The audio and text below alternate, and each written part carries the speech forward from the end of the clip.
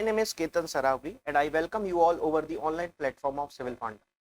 आज हमारे MPPSC के प्रीलिम्स के सिलेबस में से यूनिट नंबर 9 जो कि बहुत ही इंपॉर्टेंट यूनिट है, उस यूनिट में से जो MCQ सीरीज है वो हम शुरू करने जा रहे हैं।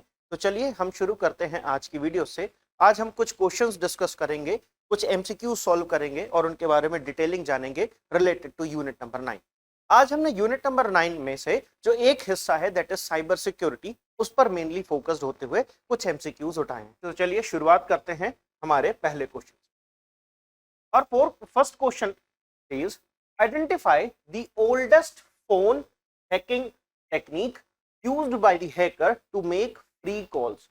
फ्री कॉल्स करने के लिए पहले के समय में हैकर्स द्वारा इनमें से कौन सी टेक्निक इस्तेमाल की जाती? Options are spamming, freaking, tracking और फिशिंग। तो ध्यान से समझें, इनमें इसका जो राइट आंसर होगा that will be freaking. Actually freaking शब्द जो इस्तेमाल हुआ वो इस्तेमाल हुआ फ्रीक से, sorry for that, FREAK। Actually इस फ्रीक शब्द का मतलब होता है टोन्स, टोन, है ना। एक्चुअली ये जो फ्रीक था ये फोन के एस्पेक्ट में यूज होने के कारण इसको स्पेल दूसरे तरीके से किया जाने लगा, FREAK, और यही एक टेक्निक हो गई फ्रीकिंग। अब ये टोन से क्या रिलेशन है, टोन से क्या लेना देना है, तो चलिए इसके बारे में मैं थोड़ी सा आप लोगों को जानकारी दे देता हूं। एक्चुअली जब हम डायल अप कनेक्शंस का इस्तेमाल पहले के समय में करते थे तो एट दैट टाइम हर एक प्रॉपर नंबर को एक डेडिकेटेड टोन डिसाइड था, या एक फ्रीक्वेंसी की साउंड या टोन डेडिकेटेड थी, और उस टोन के जरिए ही एक यूनिक नंबर डायल किया जाता था। कई बार इस टोन को ही बाईपास किया जाता था कई अलग अलग टेक्निक्स को अप्लाई करते हुए, और किसी भी एक जो इंटरनेशनल कॉल्स होते थे क्योंकि उनके चार्जेस बहुत ज्यादा होते थे, तो ऐसे समय पर हैकर्स जो होते थे इन टोन्स को मॉडरेट कर देते थे, मतलब डायरेक्ट उनके हार्डवेयर में ही क्या किया जाता था, चेंज कर दिया जाता था। इसका यदि मैं आपसे बोलूं बेसिक टेक्निक जो इसमें यूज की जाती थी that was reverse engineering. Reverse engineering का ये एक तरीका था, और रिवर्स इंजीनियरिंग के जरिए क्या किया जाता था, जो ये टोन्स जो डेडिकेटेड थे पर नंबर को, उस नंबर को चेंज कर दिया जाता था, उस फ्रीक्वेंसी को चेंज कर दिया जाता था, मॉडरेट कर दिया जाता था। और इसी तरीके से ये कहें कि डिसगाइज या मिसगाइज किया जाता था किसको, जो हमारे डायलर्स होते थे, डायल अप होती थी उन कंपनीज को, और फ्री में इंटरनेशनल कॉल्स तक आसानी से किए जा सकते। इस तरीके से जो ये फ्रीकिंग है ये एक ऐसा टेक्निक थी जिसके माध्यम से जो हमारे हैकर्स होते थे वो पहले के सब जमाने में फ्री कॉल्स परफॉर्म किया करते थे। तो चलिए इसका जो आंसर होगा वो हमारा आंसर नंबर बी होगा, दैट इज फ्रीकिंग। आगे की तरफ बढ़ते हैं। Second question, state whether true और false. Data encryption is primarily used to ensure confidentiality।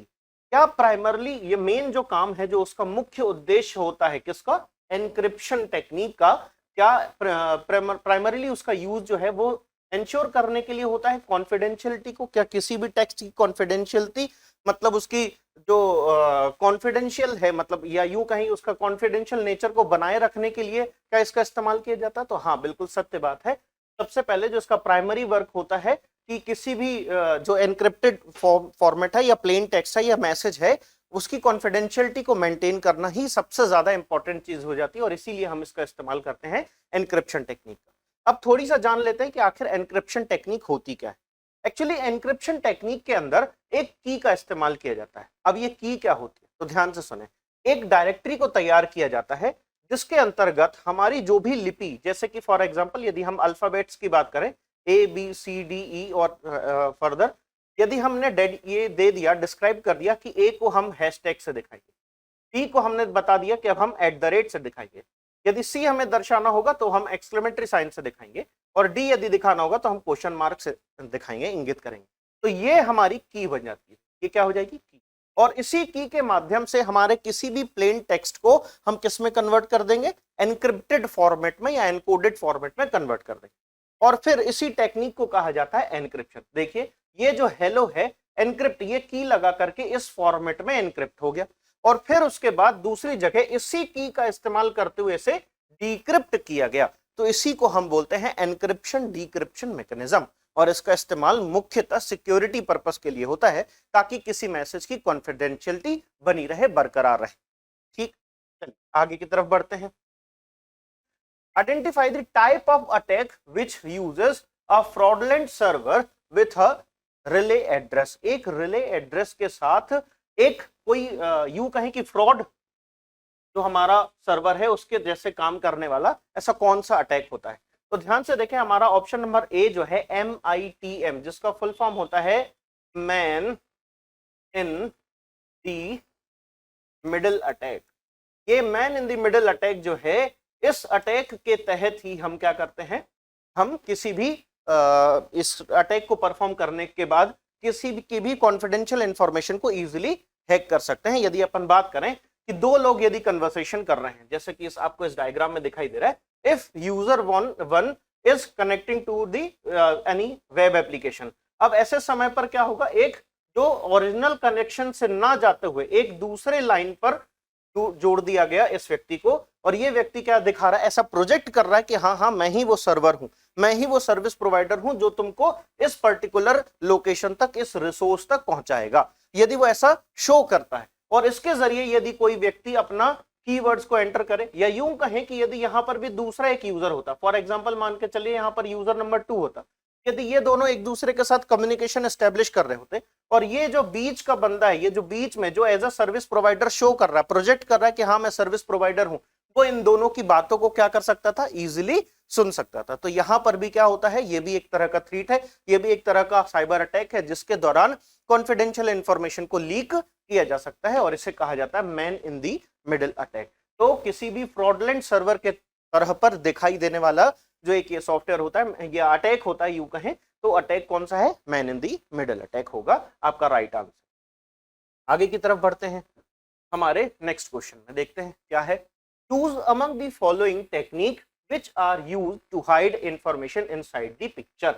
किसी पिक्चर के पीछे, यदि मैं आपसे बात करूं, किसी पिक्चर के पीछे यदि किसी इंफॉर्मेशन या मैसेज को छुपाना है तो उस टेक्निक को हम क्या बोलते हैं, किस नाम से जानते हैं? इमेज रेंडरिंग, स्टेगनोग्राफी, रूटकिट या बिट मैपिंग। तो इसका करेक्ट आंसर होगा स्टेगनोग्राफी। ये एक ऐसी टेक्निक है, कई बारी शायद आप लोग भी जब सोशल मीडिया पर देखते होंगे तो कई बार ऐसे आपको इमेजेस आती होंगी जिसको जूम करने पर इस तरह के पिक्सल्स दिखाई देते हैं, और असल में उस एक पिक्सल पर इतनी सारी इंफॉर्मेशन शो हो रही होती है। तो ये क्या है, it is a type of steganography, ये स्टेगनोग्राफी की टेक्निक होती है।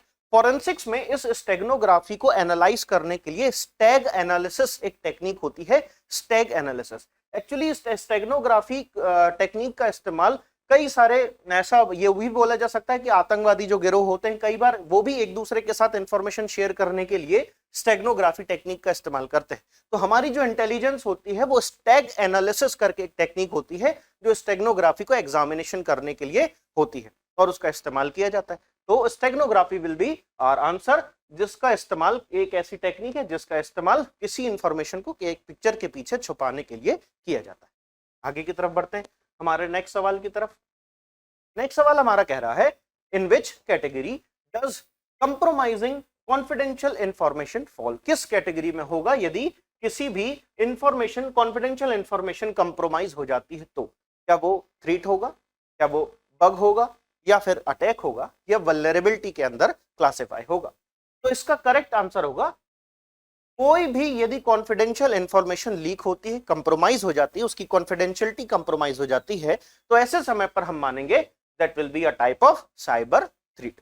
हम उसको ना बग कहेंगे, ना अटैक कहेंगे, ना ही वल्नरेबिलिटी, हम वहां पर शब्द यूज करते हैं थ्रेट। आगे की तरफ बढ़ते हैं नेक्स्ट क्वेश्चन की तरफ।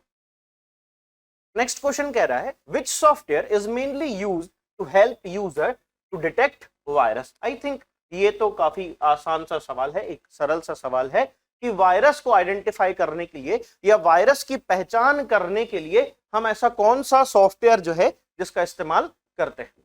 तो वो सॉफ्टवेयर क्या कहलाएगा, antivirus will be our answer. और जो दूसरे ये हैं एडवेयर्स या मालवेयर्स, ये करेक्ट आंसर्स नहीं है। करेक्ट आंसर क्या है, antivirus will be our answer. ठीक है, आगे की तरफ बढ़ते हैं। Identify the first computer virus among the following. In में ये सारे ही कई सारे ऑप्शंस आपको दिए हुए हैं जो कि वायरसेस के नाम है, बट इनमें से आपको पहचान किसकी करनी है, फर्स्ट कंप्यूटर वायरस की पहचान करनी है। क्रीपर, ये जो पहला वायरस था इसका जो नाम है क्रीपर था। सबसे पहला वायरस जो आइडेंटिफाई किया गया एज अ कंप्यूटर वायरस, उसका नाम था क्रीपर। तो ये काफी बार पूछा गया सवाल है, इसकी फ्रीक्वेंसी कई बार रही है, तो इससे ध्यान से पढ़ें। क्रीपर जो था वो that was identified as a first computer virus. आगे की तरफ बढ़ते हैं, next question, which protocol is mostly used as WiFi security.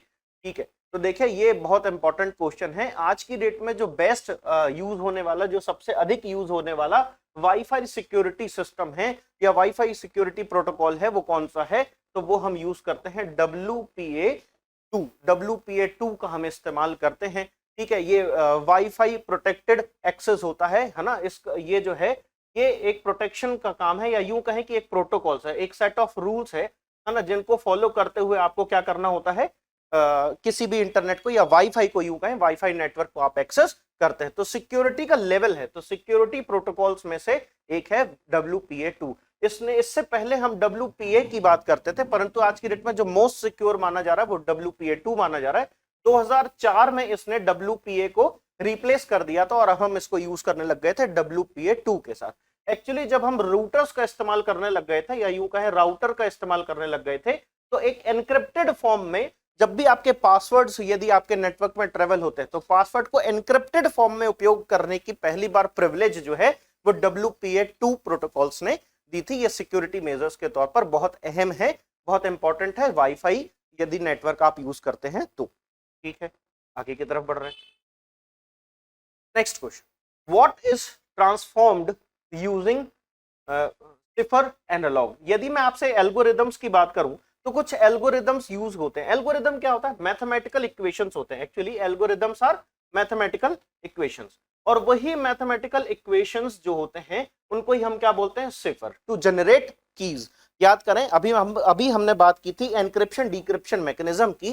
तो एनक्रिप्शन डिक्रिप्शन मैकेनिज्म में जिन कीज का इस्तेमाल किया जाता है, जैसा कि आपको यहां पर सामने की दिखाई दे रही होगी कि हमने मान लिया कि A को अब हम X से दिखाएंगे, B को Y से, C को Z से, और फिर आगे की बात हम करना शुरू करेंगे। ठीक, तो ये हमने क्या बना ली है, एक की बना ली।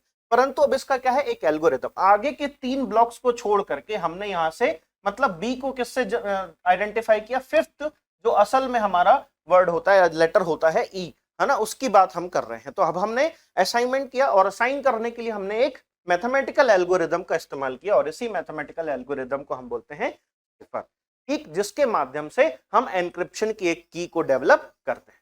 तो अभी देखें, what is transformed using cipher algorithm. आखिर सिफर एल्गोरिदम्स का यूज करके हम किसको रूपांतरित करते हैं, तो हम प्लेन टेक्स्ट को रूपांतरित कर देते हैं इन सिफर टेक्स्ट। सिफर टेक्स्ट के रूप में हम प्लेन टेक्स्ट को रूपांतरित कर देते हैं। ठीक है, तो ये हैं हमारे कुछ क्वेश्चन। लास्ट में देखें, एक क्वेश्चन और है, दैट इज मालवेयर। यदि मैं आपसे बात करूं कि मालवेयर स्टैंड्स फॉर, मालवेयर से क्या समझते हैं, तो ध्यान से देखें, ये 2 शब्दों से मिलकर के बना, पहला माल और दूसरा वेयर। यदि मैं आपसे बात करूं माल, तो मतलब माल फंक्शनिंग परफॉर्म करने वाले, या फिर यूं कहूं कि मैलिशियस एक्टिविटीज परफॉर्म करने वाले सॉफ्टवेयर। तो सॉफ्टवेयर का ले लिया वेयर और मैलिशियस के ले लिया माल। तो इन 2 शब्दों से मिला करके एक शब्द बन गया जिसको कहा गया मालवेयर। तो ये ऐसे सॉफ्टवेयर्स होते हैं, ऐसे सेट ऑफ प्रोग्राम्स होते हैं जिनको मैलिशियस एक्टिविटीज परफॉर्म करने के लिए ही डेवलप किया जाता है, उन्हें मालवेयर्स कहा जाता है। ठीक है, तो आगे बढ़ते हैं। तो यही थे हमारे कुछ क्वेश्चंस जो कि रिलेटेड थे यूनिट नंबर 9 के एक छोटे से topic, that is cyber security. तो जुड़े रहिए हमारे इस चैनल के साथ। इसी तरह के कई इंपॉर्टेंट और बेसिक जो MCQs हैं, जो कि जनरली फ्रीक्वेंटली पूछे जा रहे हैं हमारे सिविल सर्विसेज एग्जामिनेशंस में, उनके बारे में हम डिस्कस करते रहेंगे।